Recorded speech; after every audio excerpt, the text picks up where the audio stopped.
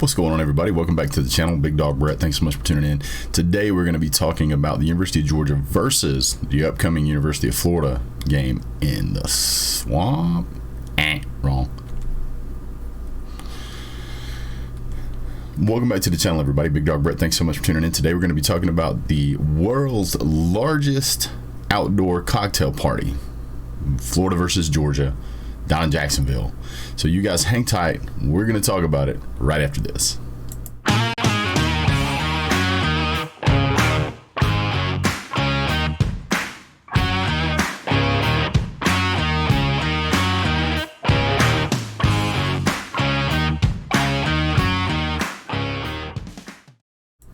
All right, guys, let's jump right into it. Not going to take a whole lot of time on this today. So I'm going to go through the stats with you guys real quick. I'm going to let you know what the over-under is, point spread, all that wonderful stuff, and I'm going to give you my game prediction. So today we're going to be talking about the really just kind of the straight-up comparison. Well, let's start out with the point spread. So the point spread is Georgia's favored by 14 points. Looking at the history of the teams they have played, I think there's only one game where Florida was had more than a 14-point gap between them. Let's see, South Florida, nobody team, Florida Atlantic, a nobody team, and SEC play 2 points against Alabama, 17 points against Tennessee, 7 against Kentucky, 42 against Vanderbilt, but that really doesn't matter, and then only 7 against LSU. So looking at this kind of determination, it's really difficult to say that, the 14 points. The problem that we run into is that Georgia's defense is so dominant, they're only allowing about 6.6 points per game. They're averaging 38 points a game and are only allowing 6. Florida, on the other hand, is averaging 34 points but allowing 21. So looking at the percentages, just looking at the points percentage wise, if you thought for a second that these teams were evenly matched on talent and evenly matched at the coaching percentage, you would have to give the advantage to Georgia. If you take a 17 points away from Georgia to come down to the average of 21, Georgia would have 21. If you take the 27-point average from Florida and bring it down to 6, you would say, that's not good. That's a 6-21 game. With the over-under being 51, they're really thinking this game is probably going to be somewhere around the 17-34 range. That's kind of what Vegas is putting out there, the ESPN predictors. I think that's probably fairly accurate. I'm going to give some reasons why I disagree with it here in a minute. Yards passing, Georgia's averaging about 237. Florida's averaging 247. Georgia's getting about 200 yards in rushing per game. Florida's getting about 254. The problem here is that Georgia's only allowing about 62 yards per game in rushing. So if you have a quarterback who you plan on trying to let run, which Emory Jones is, whatever, maybe they're going to try and let him run a little bit, but it's not going to fare out well. I think they've already made the determination that they're going to go with Richardson for this game.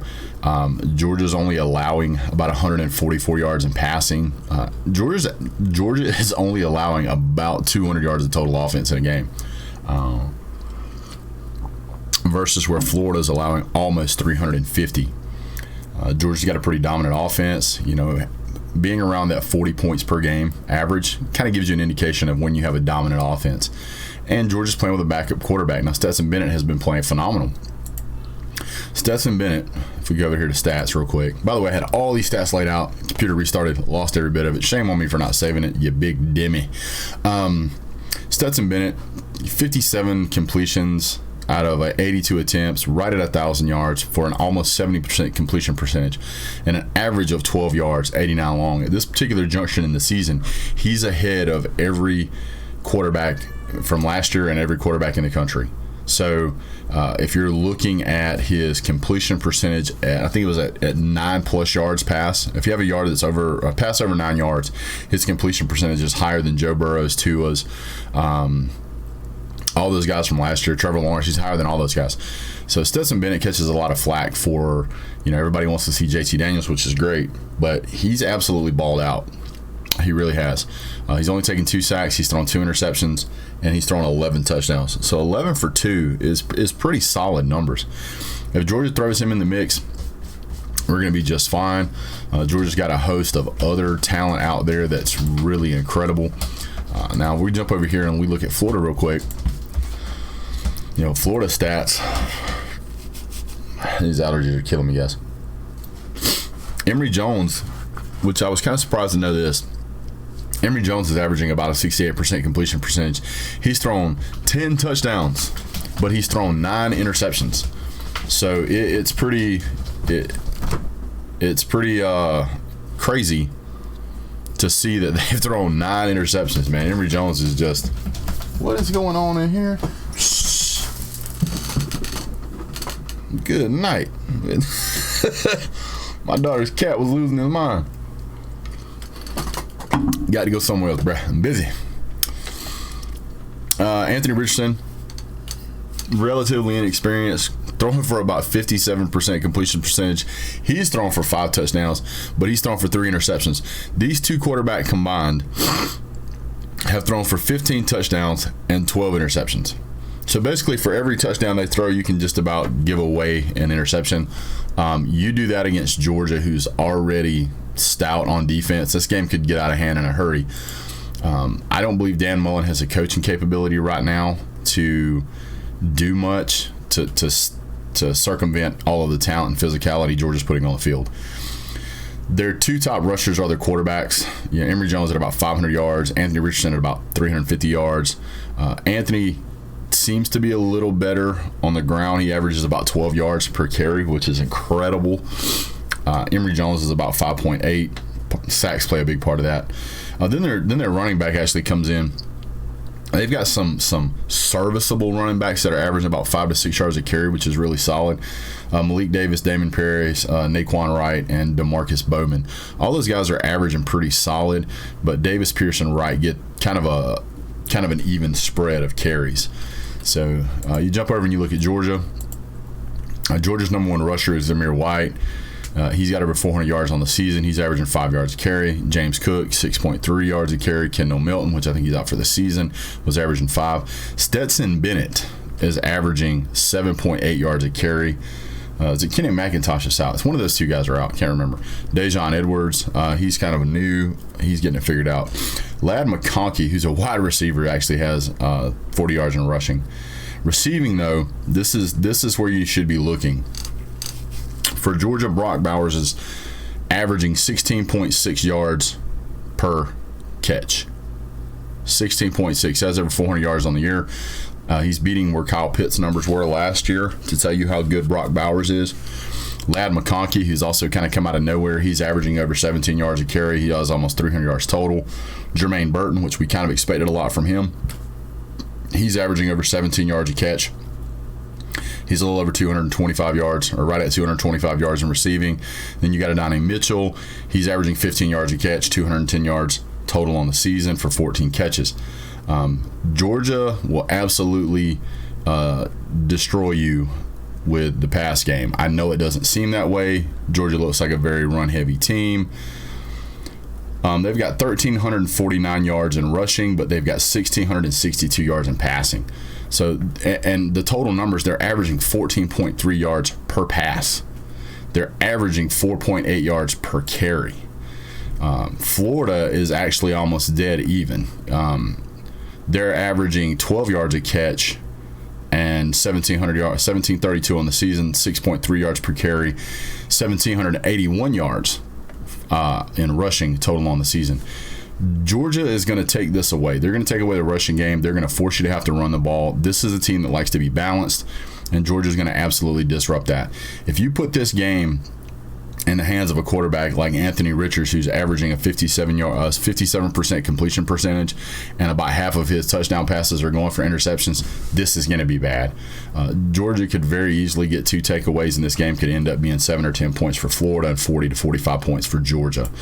This is an unranked Florida team that everybody expected to be ranked at this point in the season, but they're just not that good. Right now they're 4-3 in conference. Georgia is 7-0. I get us a rivalry game, but this isn't even going to be close. Stats on the board look good in some places for Florida, but if you that turnover margin is bad, and Georgia has proven time and time again that if you give them an opportunity, they will absolutely take the ball away from you. Georgia's not scared to get in the backfield, whether it's Emory Jones or whether it's Anthony Richardson.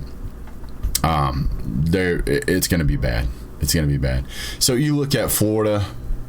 Well, let's back up. Let's look at Auburn. Auburn has great value brand Bo Nix. Okay. Great value brand Cam Newton. Excuse me. Now Florida has great value brand Bo Nix.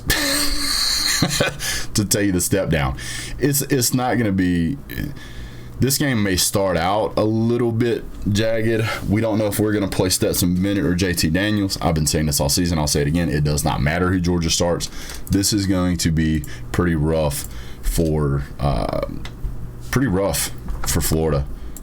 I know people may think that Florida's going to come out and be competitive in this game.